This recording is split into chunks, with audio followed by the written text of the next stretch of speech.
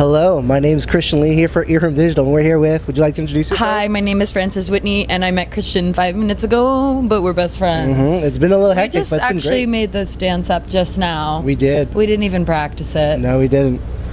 Yeah, before the camera, we were talking about late stage capitalism, so that was cool. Yeah. But now... That was cool.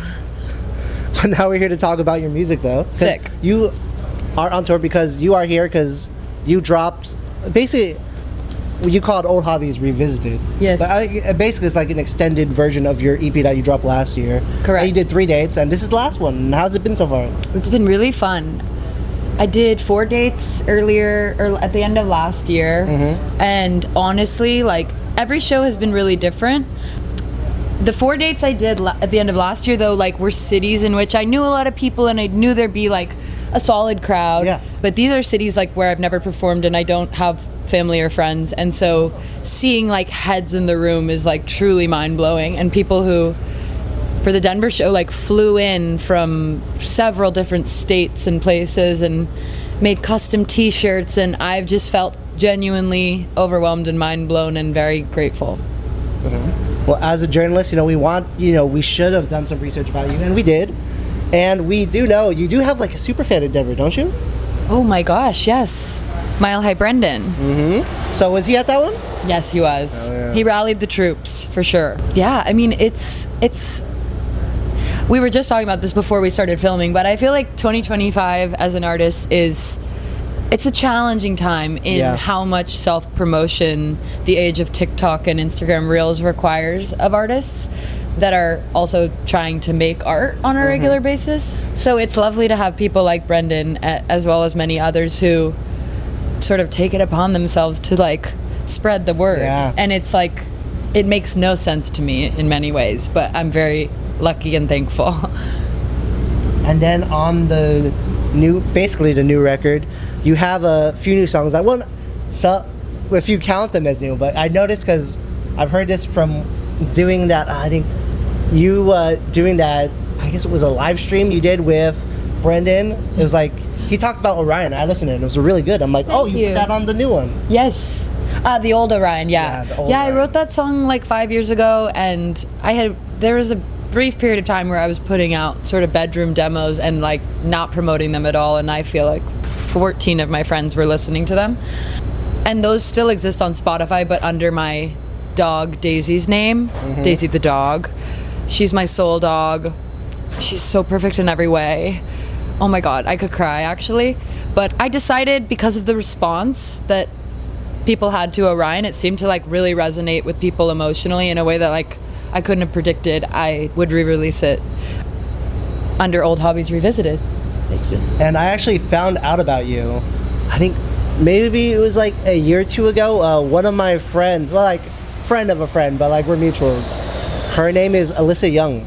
Oh my God, you know Alyssa? Yeah. She's great. That's my girl. Yeah, she just posted about you. I'm like, oh, I wonder who this is. I listened, and I was like, oh. Well, I actually met her, my first show in LA, crazy, was at the Troubadour, opening for Wasia Project, which was, like, totally pinch me, especially because the Troubadour is such an iconic venue where, like, every idol of mine ever has played. And she DM'd me right before and was like, hey, like, do you need a photographer? I, like, was like, sure.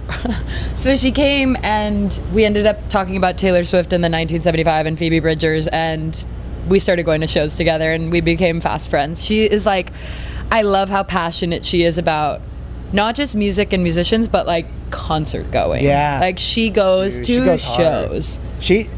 I don't know if she still does it, but there was a time in TikTok she would, like, do shows, and she's like, oh, like, ticket prices are for this. Like, you should hop on it. No, literally. And this is tea. Like, don't tell anyone. But my mom and I went to Joni Mitchell at the Bowl, and, like, such a special, magical experience. But we were seated very high up in the stadium to the point where it was, like, nosebleeds, which is...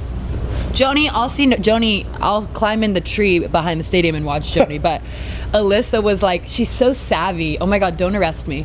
But Alyssa was there with her mom, and she's like, honestly, I'm going to send you screenshots of my tickets. There's nobody sitting next to us. Just come and pretend you're in our section. So then Alyssa, her mom, me and my mom watched Joni Mitchell together, and Brandi Carlile. Elton John came out.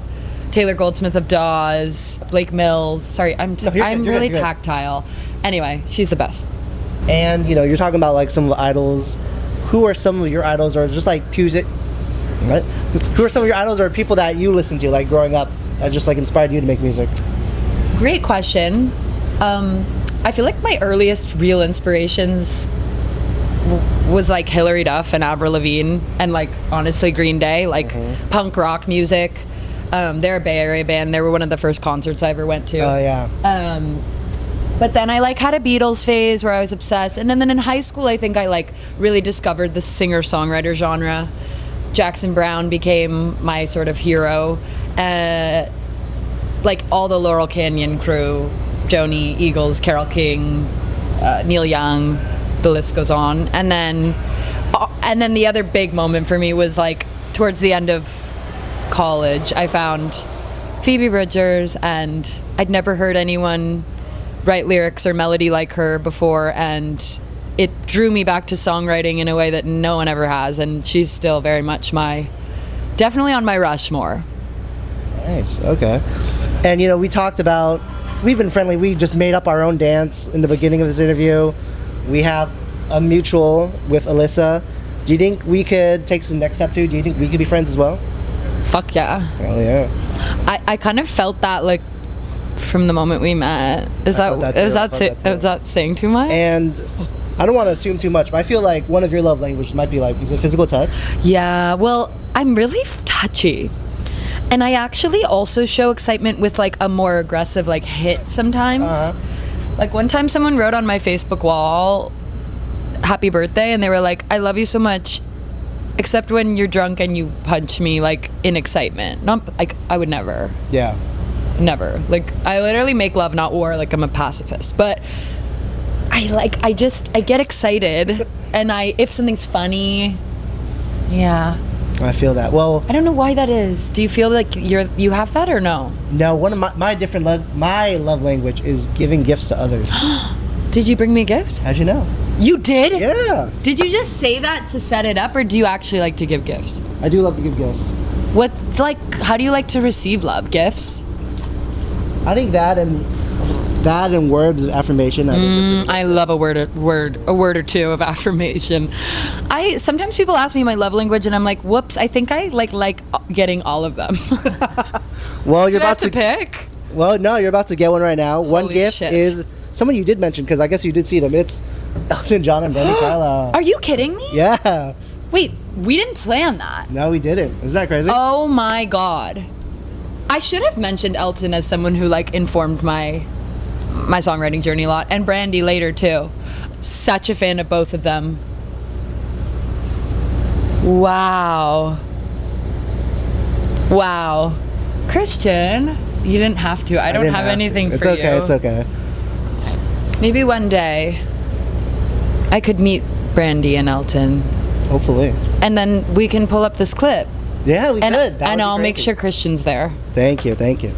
Well, hopefully you can meet this person too, because we have one last gift for you. Oh my god, you guys, they did not have to do this. And you know, you said like stop. You started off with like some demos and everything when you first started out. So I wanted to give you a record of one of your favorites, and they have some demos as well. It's actually a bootleg. It's tailor made. Shut up. Taylor Swift Volume 1. Wait, are you kidding me? Yeah, look, her first song ever is on there, and then some stuff that she didn't. Okay, I'm not even gonna lie. I don't know these songs. Exactly, they're all allegedly unreleased. Explain. Unreleased. Back in her early 2003 to 2007. Let's just be very clear. Anybody who says she's not one of the greatest songwriters of all time is a misogynist. She's been writing bangers since 2003. That's crazy? That's 22 years ago. Wait, is that the right math? Yeah, that's right. Holy shit, I can't wait to listen to this. And it's vinyl. Mm-hmm. You have a vinyl player? I do. I have a record player. That's good. And then I want to play you one last thing. Now that we're friends, I wanted to Thank you, Christian. show you That's something. really thoughtful. Of course. Whoa. Like, those are better gifts than, like, some of my exes gave me over the course of our entire relationship. You know, there's a reason they're exes and there's a reason No, they're there's friends. a reason. Literally. Yeah. Christian, they don't get us. No one gets me like you do. Dude, for real. But I want to show you something, like one of my favorite performances from you. I'm nervous. I feel a little nervous. Oh God, this is embarrassing actually. It's a good song. Honestly, I think I went for it a little too much in this performance in particular. But for people that, so you we'll show a clip of it. But for people that don't know, yeah, you want to explain? Well, so I went to college actually for volleyball, so I was like a big jock, and most people knew me as such. But there was a big culture of acapella at my school, which I even probably would have thought of as nerdy by the time I arrived to campus, but like that was the way people engaged with music and song, and it always was something that like I needed to be close to, even if I wasn't pursuing it in like a professional capacity, because I had imposter syndrome and I was scared. So I joined this a cappella group called Unorthodox, which was comprised entirely of varsity athletes.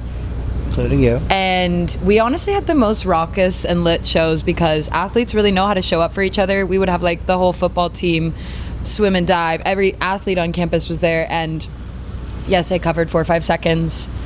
Amongst other songs too. Yeah. But that was my favorite one. But it was a cool time in that like I learned a little more, maybe not about theory, but about how to blend with other voices, about harmony. And there was a cool culture amongst the a cappella groups of like how many runs can you do and how good of a vocalist can you be. And it was fun to be around that kind of culture where like, you like would hear someone do something and be like this kid Xavier, who was in a group called Shades that sang exclusively songs from the African diaspora and were like the best group on campus, and like I was obsessed with them, and he would just do things vocally that made no sense to me.